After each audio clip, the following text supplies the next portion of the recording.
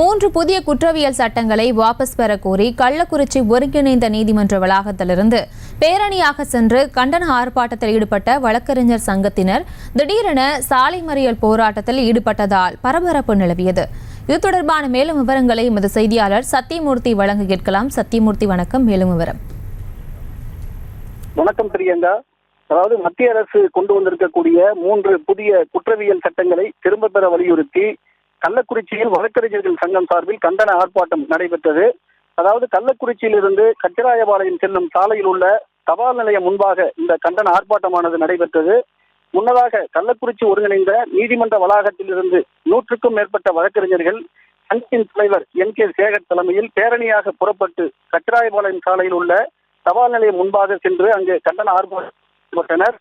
இந்த ஆர்ப்பாட்டத்தின் போது திரும்ப பெறு மத்திய அரசு 3 குற்றவியல் சட்டங்களை திரும்ப பெறு என்பன உள்ளிட்ட பல்வேறு வாசகங்களை கோரிக்கைகளாக வழங்கினார்கள். இதனைத் தொடர்ந்து தபால் நிலையம் முன்பாக சாலையோரம் நின்று ஆர்ப்பாட்டத்தில் ஈடுபட்ட வழக்கறிஞர்கள் சங்கத்தினர் திடீரென சாலையின் நடுவே திரண்டு மறியல் போராட்டத்தில் ஈடுபட்டனர். இந்த மறியல் போராட்டமானது சுமார் 10 நிமிடம் நடைபெற்றது.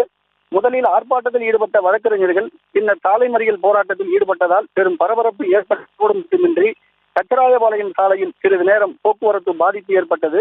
இதனைத் தொடர்ந்து போலீசார் மறியல் போராட்டத்தில் ஈடுபட்ட வழக்கறிஞர்கள் சங்கத்திடம் சமாதான பேச்சுவார்த்தை நடத்தியதைத் தொடர்ந்து மறியலை கைவிட்டு வழக்கறிஞர்கள் அனைவரும் அமைதியான முறையில் கலைந்து சென்றார்கள்.